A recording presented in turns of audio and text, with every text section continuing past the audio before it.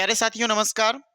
साथियों आज हम लोग देखेंगे हिंदी साहित्य की 7वीं कक्षा होगी। 6 कक्षाएं हम लोग कंप्लीट कर चुके हैं। साथियों जो आज हमारी कक्षा होगी ये भी हिंदी साहित्य के आदिकाल से ही है और जो आप पिछली 6 कक्षाएं देख चुके हैं वो भी हिंदी साहित्य से ही आदिकाल से ही थे। इसके बाद आदिकाल को जैसे ही हम खत्म करेंगे इसके बाद भक्ति काल से एक क्लास कल देखेंगे। इसके बाद जो अगली क्लास इसके बाद की होगी वो पूरी तरीके से भक्ति काल की होगी। एक और चीज ध्यान दीजिएगा आप, इसके बाद जो कल एक आपको वीडियो मिलेगी वो जो वीडियो मिलेगी मेरे भाई वो पूरी तरह से बीपीएससी का जो एग्जाम हुआ था TRE 3, उस TRE 3 जो पेपर कैंसिल हो गया था उस पेपर का पूरी तरीके से एक तो क्वेश्चन के साथ साथ उसका एक्सप्लेनेशन लेके हम आ रहे हैं। वो अगली वीडियो में आपको बिल्कुल मिलेगी। वो वीडियो थोड़ी सी बड़ी हो सकती है लेकिन आप भूलना मत देखने से। इस बात को बिल्कुल आप गौर करेंगे, वो जो सवाल होंगे ना उससे जितने भी रिलेटेड क्वेश्चन बने हैं उन सबको बिल्कुल डिटेल करके रखे गए हैं सवालों को, और उसको आप उस वीडियो को देखना मत भूलिएगा। और ये चीज़ याद रखना, अगली जो कक्षा होगी वो पूरी तरीके से आपको बीपीएससी TRE 3 का जो पेपर कैंसिल हुआ था वही मिलेगा। चलिए आज हम देखते हैं, हमारी आज 7वीं कक्षा होगी हिंदी साहित्य के आदि काल से लेकर के। और आप अभी तक देख पाएंगे 6 कक्षाएं नहीं देखे हैं तो आप जाके बिल्कुल प्लेलिस्ट बन चुकी है, आप प्लेलिस्ट से जाके वीडियो को देख सकते हैं। और एक बार वहां से मेरे भाई इतना मैं आपको कहूंगा कि जितना भी क्वेश्चन मैं करवा रहा हूँ सबका सब प्रीवियस ईयर क्वेश्चन है, चाहे यूजीसी नेट में पूछा गया हो, चाहे टीजीटी में पूछा गया हो, चाहे पीजीटी में पूछा गया हो, वो कहीं भी किसी भी बोर्ड के एग्जाम में पूछा गया हो, चाहे वो झारखंड से पूछा गया हो, चाहे बीपीएससी पूछ ली हो, चाहे हरियाणा टेट से या सी टेट या जो भी होगा वहां से सवाल पूछा गया होगा, वो कहीं ना कहीं सवाल पूछा हुआ। मैं वो सब सवाल ले रहा हूँ, आदिकाल के मैक्सिमम सवाल करवा रहा हूँ और जो सवाल रिपीट हो रहे हैं उन सवालों को छोड़ दिया जा रहा है। तो आप बिल्कुल क्या करेंगे, उन सभी क्वेश्चन को एक सीरीज बनाएंगे, कॉपी बनाएंगे, उसमें आप लिखेंगे, 2 से 3 बार रिकॉल करेंगे, लिखेंगे, याद हो जाएगा आपको। ठीक है, आज हम देखते हैं। आज का हमारा पहला सवाल होगा, देखिए जैसे लिखा ना यूजीसी नेट में लिखा गया जून 2019 का सवाल ये है। इस सवाल को देखिए और आपको बताना भैया इसका राइट आंसर क्या हो जाएगा। जैसे देखेंगे आप, प्रकृति प्रकाश किसकी रचना है, तो ध्यान से देखना, प्रकृति प्रकाश किसकी रचना आपको याद होना चाहिए। जो प्रकृति प्रकाश रचना वरुच की है, किसकी है प्रकृति प्रकाश रचना किसकी मेरे भाई, बोलोगे प्रकृति प्रकाश जो रचना वो वरुच की है। अब अच्छा देखते हैं, श्रवकाचार्य, आपको याद होगा श्रवकाचार्य जो रचना वो किसकी है, देवसेन की है। ये भी बिल्कुल याद होगा, श्रवकाचार्य रचना किसकी है, तो देवसेन की है। ध्यान से देखना, प्रबंध चिंतामणि कौन सी रचना मेरे भाई, प्रबंध चिंतामणि ये किसकी रचना है, तो बिल्कुल सही हो जाएगा जैनाचार्य मेरुतंग। जैनाचार्य मेरुतंग बिल्कुल एकदम देखो सामने सामने, ये राइट यही हो जाएगा। कुमारपाल प्रतिबोध, दो याद रखना, एक आता कुमारपाल प्रतिबोध और एक आता कुमारपाल चरित। मैं लिखता हूं यहाँ पे कुमारपाल चरित, एक तो देखो नहीं, कुमारपाल चरित। अब ध्यान से यहां तो कंफ्यूजन बन जाता कौन सा सही हम माने, तो ध्यान देना कुमारपाल जो देखो प्रतिबोध है ये क्या हेमचंद का है, सेम प्रभु सूरी का है, और कुमारपाल जो चरित है ये किसका है, तो बोलेंगे भैया कुमारपाल जो प्रतिबोध है ये किसका है, सोम प्रभु सूरी का है। किसका जवाब देंगे आप, तो बोलेंगे सर ये जो है सोम प्रभु सूरी का है, सोम प्रभु सूरी का। और जो ये देखो रचना है कुमारपाल चरित्र, ये किसकी रचना हो जाएगी, बोलोगे मेरे भाई ये हो जाएगा कुमारपाल चरित्र का, कौन सा, हेमचंद। ठीक है ना। अब ध्यान देना, प्रकृति प्रकाश के साथ क्या आएगा, बोलोगे सर प्रकृति ए के साथ दूसरा हो जाएगा ऑप्शन है ना, श्रवकाचार्य के साथ सर देवसेन, पहला वाला सही हो जाएगा, बी के साथ ए जाएगा। प्रबंध चिंतामणि सर इसके साथ ऑलरेडी सी के साथ 3 ही जाएगा। और उसके बाद देखिए कुमारपाल प्रतिबोध, तो कुमारपाल प्रतिबोध किसके साथ, सोम प्रभु सूरी, तो 5वां ऑप्शन यहां से ये हो जाएगा है ना। तो ध्यान से देखेंगे, ए का दूसरा भैया, ए का दूसरा यहाँ है, ए का पहला है, ए का तीसरा है, ए का पहला है, तो देखो यहाँ पे ए का दूसरा ठीक है, बी का पहला भी ठीक है, सी का तीसरा देखो, सी का तीसरा भी ठीक है, और डी का पांचवा भी ठीक है। तो ऑप्शन नंबर कौन सा राइट हो जाएगा, बोलेंगे मेरे भाई ऑप्शन नंबर ए इसका राइट आंसर हो जाएगा। ठीक है ना। अगला सवाल देखेंगे, सवाल नंबर 2 है, संदेश रासक के रचयिता है, आप देख पाएंगे यूपी टीजीटी 2002 में ये सवाल पूछा गया है, संदेश रासक के रचयिता कौन से हैं, तो बोलेंगे ये संदेश रासक के रचयिता वो कौन है, बताएंगे आप बिल्कुल संदेश रासक के रचयिता कौन है, तो जवाब निकलना चाहिए संदेश रासक के रचयिता अब्दुल रहमान है। कौन हो जाएंगे, अब्दुल रहमान। अभी हेमचंद की बात बताइए क्या हो जाए, हेमचंद की बात बताइए हेमचंद किसके थे? कुमारपाल चरित, यहाँ पे लिख सकते हैं आप। हेमचंद किसके भैया? कुमारपाल चरित, कुमारपाल चरित, हेमचंद कुमारपाल चरित। एक और हेमचंद शब्दानुशासन, ये भी आप पढ़ेंगे। हेमचंद शब्दानुशासन ये भी हेमचंद का ही है। अमीर खुसरो का मुकरियां है, पहेलियां हैं, गजल है, दो सुखने हैं, है ना। ये सब आप बिल्कुल यहाँ पे लिख सकते हैं। यहाँ पे जो संदेश रासक किसकी रचना हो जाएगी? तो संदेश रासक रचना किसकी है? अब्दुल रहमान की है। ठीक है, यूपी टीजीटी 2002 में सवाल पूछा गया है। आगे देखेंगे सवाल नंबर, ये भी देखो यूपी टीजीटी ये भी 2002 में ही पूछा गया है। सहजयान और ब्रजयान आता है, एक आता सहजयान और एक क्या होता है? ब्रजयान। याद रखना, एक सहजयान एक आता ब्रजयान। इस दोनों यान के जो प्रवर्तक माने जाते हैं वो कौन माने जाते हैं? तो बोलेंगे भैया जो सहजयान और ब्रजयान के प्रवर्तक हैं वो किसको मानते हैं? हम सरप्पा को मानते हैं। सरप्पा की और भी हमने बताया था, सरप्पा को सरोज वज्र या इन्हीं का उपनाम देते हैं ना, राहुल भद्र, इन्हीं को कहते हैं। इन्हीं को क्या कहते हैं? राहुल भद्र कह देते हैं। इन्हीं को हम क्या कहते हैं भैया? सरोज वज्र कह देते हैं, है ना, सरोज वज्र कह देते हैं। और इन्हीं को सरहपाद भी कह देते हैं, है ना, सरहप्पा। और एक चीज और याद रखना, इनकी एक रचना है, कौन सी? इनकी रचना है दोहा कोश। इनकी कौन सी रचना मेरे भाई? इनकी रचना है कि याद रखना दोहा कोश। ठीक है, दोहा कोश है। ठीक, यहां तक बेहतर सवाल हो जाएगा। आगे ये देखो, सबरपा, लुईपा, कंडपा, ये सब क्या है? ये 84 सिद्धों में, ये उन 84 सिद्धों के अंतर्गत आते हैं, है ना। आगे देखते हैं हम, विद्यापति की कौन सी रचना अभी तक संपादित होकर प्रकाशित ही नहीं हुई है? मतलब ऐसी कौन सी विद्यापति की रचना है जो संपादित तो हो गई है लेकिन आज तक वो प्रकाशित नहीं हो पाई? ये भी सवाल देखो कब आया? यूपी टीजीटी 2003 में ये भी सवाल आया हुआ कि विद्यापति की वो कौन सी रचना जो भैया संपादित तो हो गई लेकिन प्रकाशित अभी तक नहीं हो पाई? क्या कीर्ति लता है? बोलेंगे कीर्ति लता अवहट्ट में है। कीर्ति पताका है, ये भी भैया अवहट्ट में है। पदावली है, बोलेंगे पदावली जो रचना ये किस में है? मैथिली भाषा में है, ये मैथिली भाषा में है।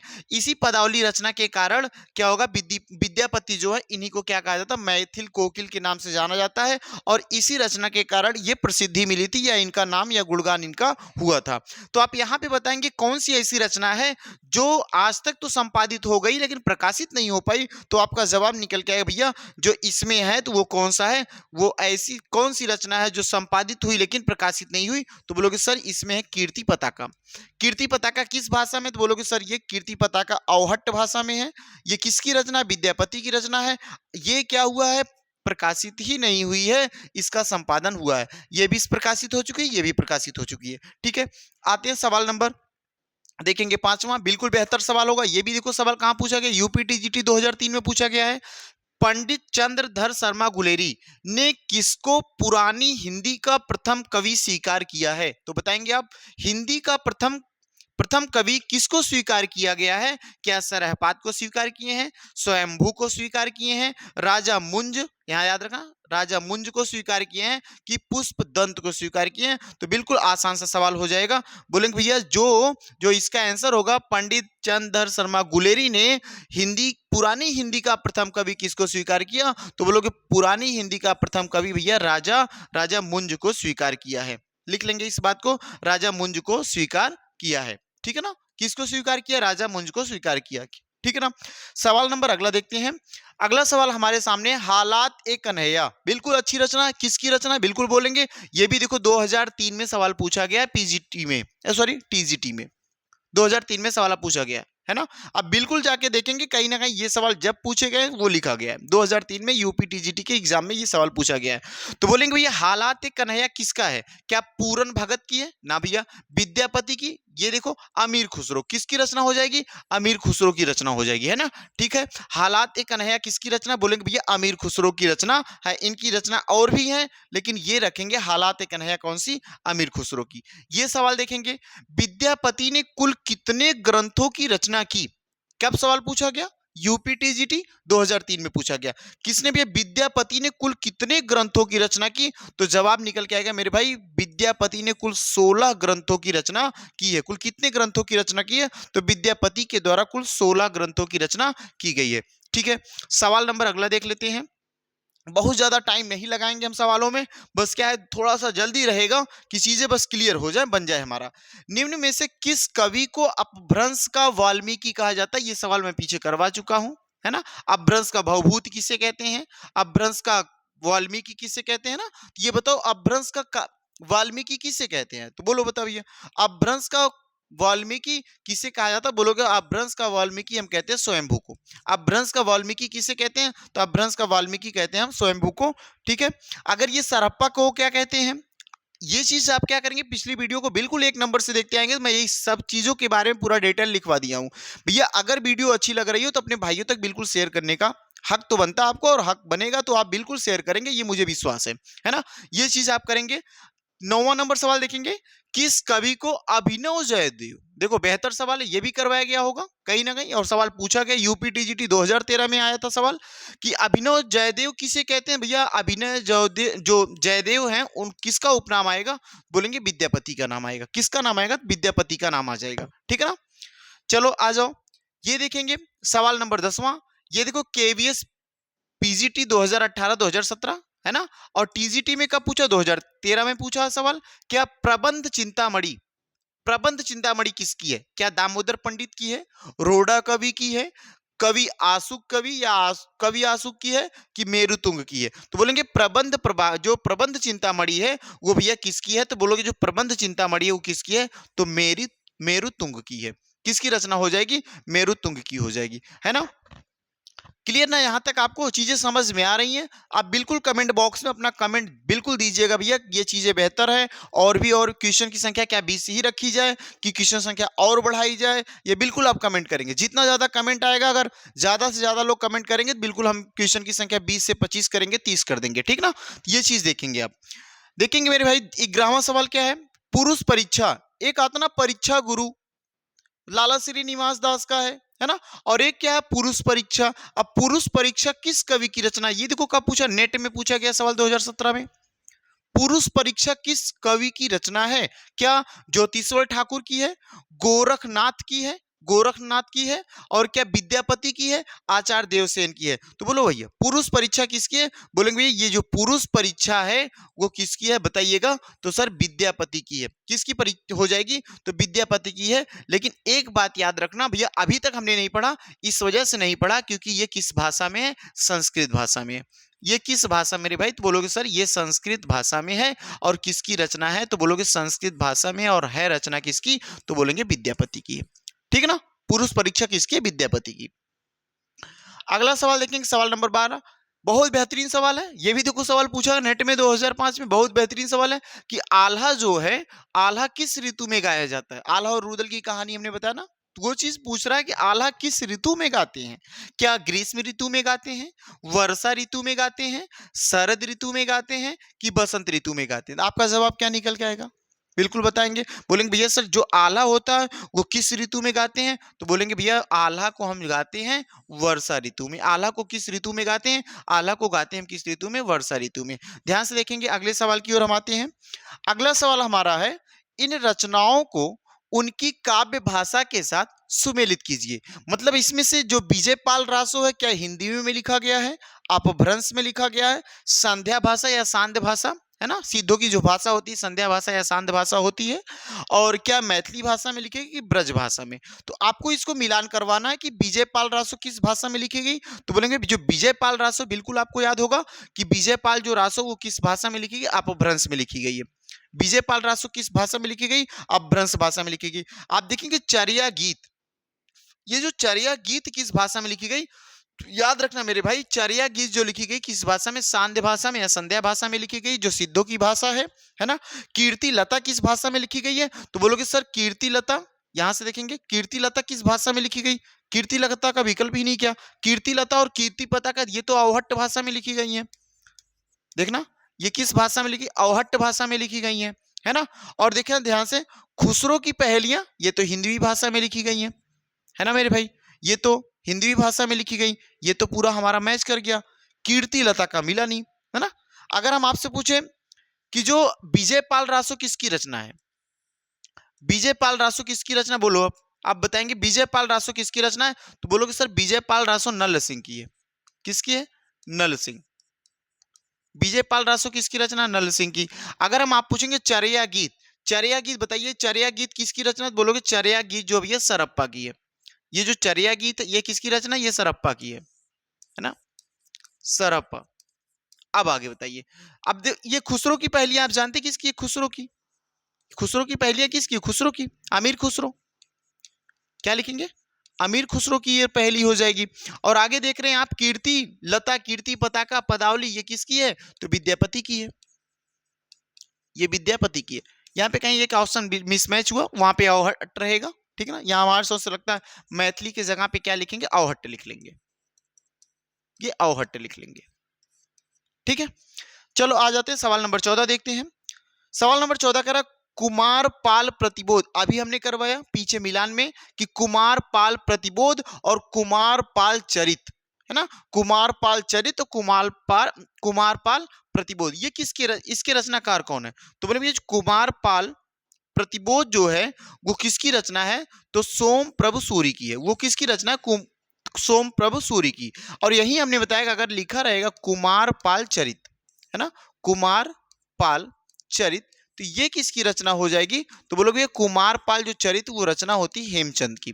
वो किसकी रचना है? हेमचंद की रचना है, ठीक है ना। हेमचंद की रचना कुमार पाल चरित है। देखो बिल्कुल अच्छा सवाल था।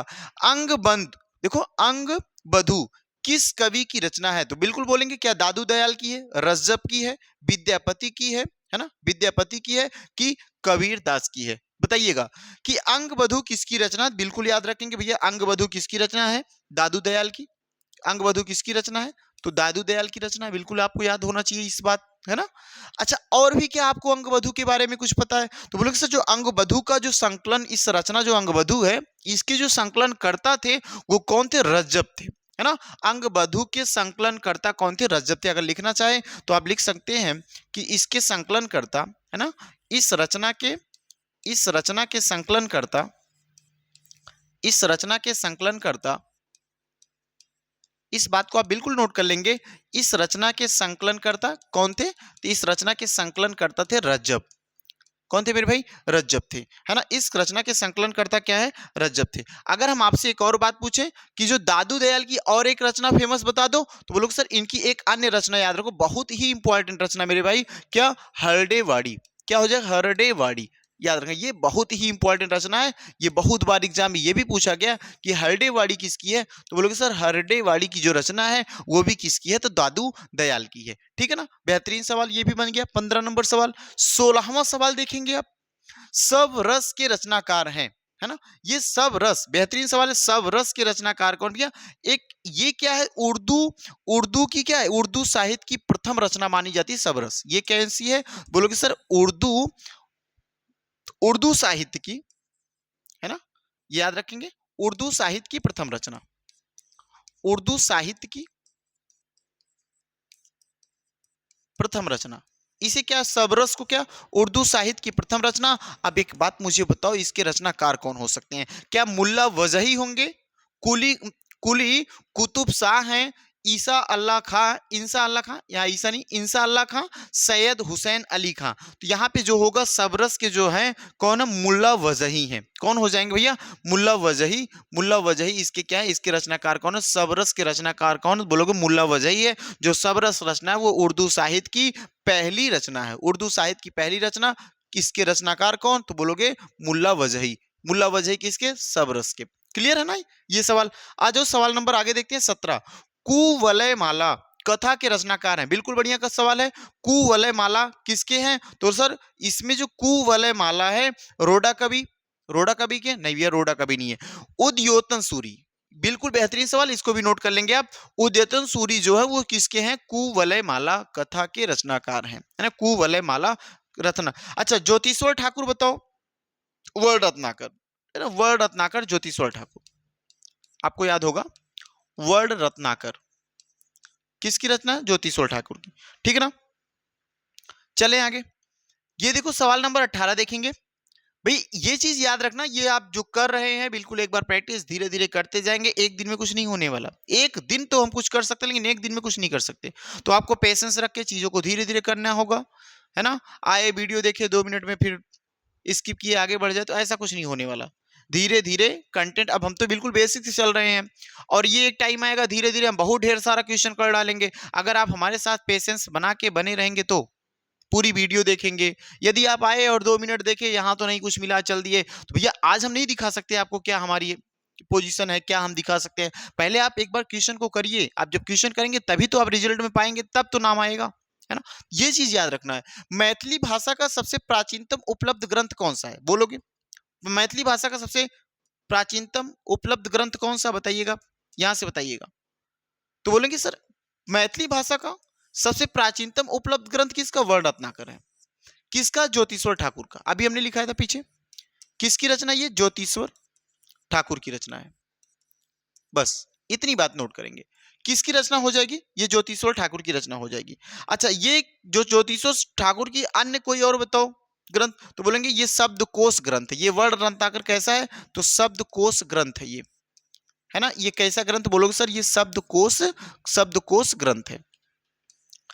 ये बिल्कुल याद रखें, शब्दकोश ग्रंथ है ना। ये देखिए हो गया। चलिए आगे चलते हैं मेरे भाई, आगे लिखते हैं सवाल नंबर 19। सवाल नंबर 19 क्या कह रहा है, सिद्धों की साधना में शून्य का पूरक तत्व है। सिद्धों की भाषा कौन सी है। अभी देखो एक सवाल यहां से हम बना दें, सिद्धों की भाषा, है ना। सिद्धों की भाषा तो वही सिद्ध या संध्या भाषा बोल सकते हो, है ना, संध्या भाषा ऐसा बोल सकते हैं। अब यहां पूछा लेकिन क्या, सिद्धों की साधना में शून्य का पूरक तत्व क्या, व्रज है, अग्नि है, चित्र है, ज्ञान है। तो बोलेंगे भैया सिद्धों का जो शून्य का पूरक शब्द है उसका अर्थ क्या निकलता है, उसका अर्थ निकलता है ज्ञान है। उसका क्या अर्थ निकलेगा मेरे भाई, उसका अर्थ निकल जाएगा ज्ञान है। ठीक है, सवाल नंबर लास्ट सवाल आज के सेशन का। ये बिल्कुल आपको वीडियो अच्छी लगी होगी तो भैया आप बिल्कुल, मैं इतना जानता हूं, आप शेयर करेंगे, दबा के शेयर करेंगे और लाइक और सब्सक्राइब भी चैनल करवाएंगे, है ना। अब आ जाओ इस सवाल, आज का सवाल लास्ट है। कालक्रम की दृष्टि से इनमें सबसे पुराने कवि कौन से, बोलेंगे आप बिल्कुल, इसमें देखेंगे और बताएंगे सर इसमें सबसे पुराने कवि कौन से, बोलेंगे सर सबसे पुराने कवि जो विद्यापति हैं। सबसे पुराने कवि कौन है, विद्यापति हैं। अगर हम विद्यापति की बात करेंगे तो सर 1350 से लेकर के 1450 इनका कार्यकाल बोल देंगे। जो विद्यापति हैं इनका अगर हम कार्यकाल बोलें तो सर 1350 से लेकर के 1450। इसके बाद कौन आते हैं सर, तुलसी आते हैं, सूर आते हैं। बोलेंगे सर सूर आएंगे, सूरदास आएंगे ना। इनके पास किसका नंबर आएगा, सूरदास का 1478 से लेकर के 1583 तक, है ना। सूरदास का कितना, 1478 से लेकर के 1583 तक। ये किसका कार्यकाल हो जाएगा, 1478 से लेकर 1583 तक सूर्यदास का हो जाएगा। आगे इसके बाद किसका, तुलसी का लिखेंगे बिल्कुल 1532 से लेकर के 1623 तक। किसका, तुलसीदास का नहीं भूलेंगे आप। 1532 से लेके 1532 से लेके, है ना, और कितना तक, 1623 तक। किसका ये हो जाएगा, सूरदास का, सॉरी तुलसीदास का 1532 1623। और आगे बिहारी, तो बिहारी भी आप नहीं भूलना चाहेंगे। क्या होगा, बिहारी का लिखेंगे 1595 से लेकर के 1663 तक। बिहारी का लिखेंगे, बिहारी, इनकी रचना बिहारी सच सही है, कितना, 1595 से लेकर के 1663 तक, 1663 तक। ये किसका कार्यकाल हो जाएगा, तो बोलेंगे भैया ये किसका है, बिहारी का। तो इसमें सबसे पुराने कौन से, बोलोगे सर सबसे पुराने तो विद्यापति हैं। विद्यापति के बाद कौन है, सूरदास हैं। और सूरदास के बाद कौन है, तुलसीदास हैं। और तुलसीदास के बाद कौन है, बिहारी हैं। यहां से आपका पूरा का पूरा कंप्लीट हुआ। ये 20 क्वेश्चन आप किए होंगे और 20 क्वेश्चन करने के बाद आप अपना रिजल्ट, आपका परिणाम क्या आया, आपका रिजल्ट क्या हुआ मेरे भाई, है ना। क्या आपने 20 क्वेश्चन में कितना क्वेश्चन सही किया, इसका जवाब बिल्कुल देने की कोशिश करिए, है ना। और अगर आप जवाब दे पाएंगे और इससे ये भी बताइए क्या हमको बेहतर चीजें समझ में आ रही हैं कि और भी क्वेश्चन संख्या बढ़ाई जाए, लेवल क्वेश्चन का क्या, ये सब आप बिल्कुल कमेंट बॉक्स में अपने जवाब जरूर दें, है ना। तो ठीक है, आज इतना ही सवाल करेंगे। अगले सवाल के लिए अगली कक्षा में आपसे मिलेंगे, लेकिन आप भूलिएगा मत बीपीएससी टीआरई 3.0 जो है, इसका जो पेपर है ना, जो पेपर लीक हो गया था, जो पेपर रद्द है ना, पेपर जो रद्द हो गया था, रद्द पेपर, इसका वीडियो आ रहा पूरी तरीके से, एकदम डिटेल आ रहा है, डिफाइन करके ला रहे हैं पूरा। और उसको आप देखने से नहीं भूलेंगे। कल की वीडियो आपके लिए बहुत शानदार वीडियो होगी, है ना। ठीक है, बस आज इतनी बड़ी क्लास रखेंगे। अगली क्लास के लिए आपसे अगले दिन मुलाकात करेंगे। सभी को भाई धन्यवाद वीडियो में बने रहने के लिए।